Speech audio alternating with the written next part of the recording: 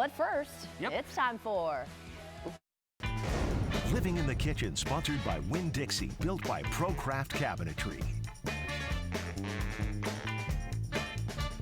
We Gotcha. Yeah, that's right. We are living in the Winn-Dixie kitchen with Chef Tom Gray from the Italian Town Hall and Electric Dough Pizza Company, as you guys know. Thank you. So today we're going to make what? We're making ricotta.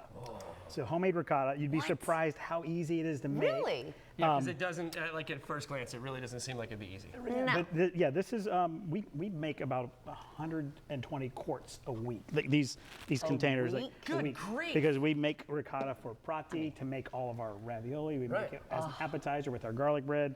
We put it on top of pizzas at Electric Dough Pizza Company.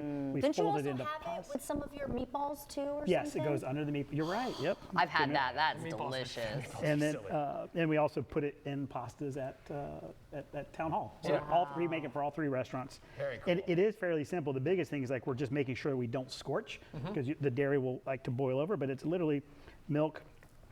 We add a little bit of cream to it because we're using modern pasteurized milk. It doesn't has very little cream left in it. So we add back a little bit of cream, and then we're going to add a little bit of buttermilk and some champagne vinegar to help it set.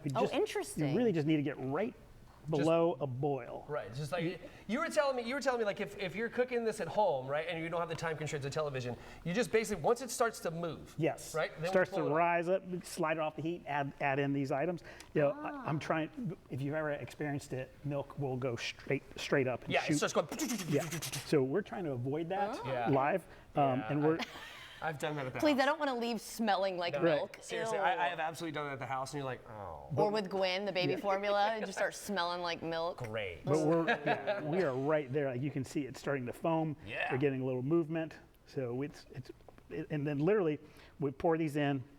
We're going to add a little salt and white pepper to this. Okay. And then we'll add in our acidulation, the buttermilk and the. Good The word. sigillation, Yeah. tell never us heard that of word. that What is that word? What's going on here? It's going to cause a chemical reaction where those proteins are going to coagulate. Cool. And we're going to have a cheese curd, and then what will be left behind is the clear whey. Oh yeah. And then we will use that to make things like polenta.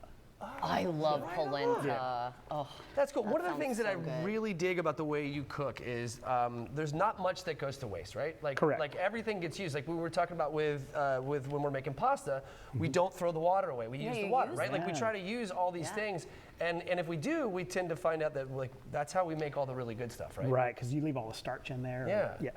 Yeah. So and the other thing that happens with cream and milk as it gets hot, it gets sweet.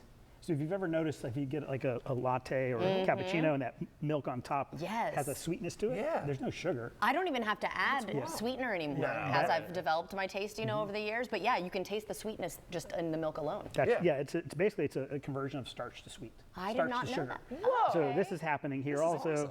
which is why the homemade ricotta is so much better because you're not taking any of that away. Gotcha. It's literally all going to stay right here.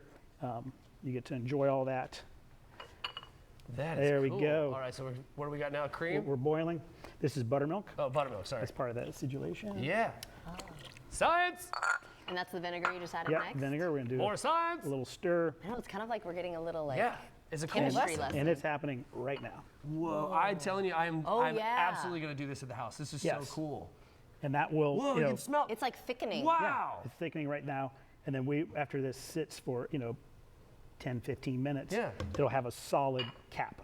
And you can tell that. You can take a spoon and push on it, and it will pull from the edge of the pot, and it's fully set. So That is so neat. the key is getting right to that high temp without going over. Oh, You just don't want to burn the milk. Right. And that's why I use like a heat-proof spatula. You can stay on the bottom, make sure it's not Scratching. scorching. That's what he was telling me Scratching before and we started. It's like make sure you're like when you're stirring, you're scraping the bottom. So that's cool. Yeah, it's setting that. That is cool. that Okay, so quickly. Chef, we have another segment with you. Yes. We're going to come back to you here in a little bit, and when we do, we're going to talk about some other stuff because you guys have some really cool stuff going on. Like for example, promotional what? Yes, it's really cool. I don't want to give it away, so stay tuned for that. That's going to be very, very cool. And I cannot wait to try homemade ricotta. He's That's got so bread in there cool. for us and everything. Oh, I cannot wait.